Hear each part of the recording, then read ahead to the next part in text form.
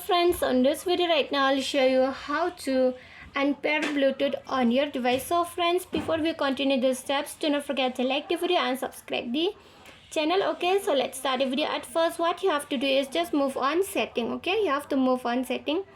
After you have been moved on setting, you have to scroll to Bluetooth. Here you'll find the Bluetooth. Okay, so you have to click on Bluetooth.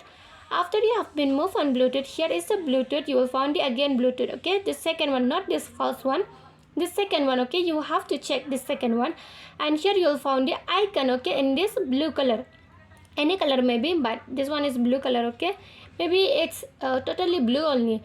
Then what you have to do is just click on this blue icon like this, and the Bluetooth will be unpair on your device. Okay, it will be unpair on your device. Okay, just click on this icon. So friends, if you love the video, do not forget to like the video, share the video and subscribe the channel, and thanks for watching.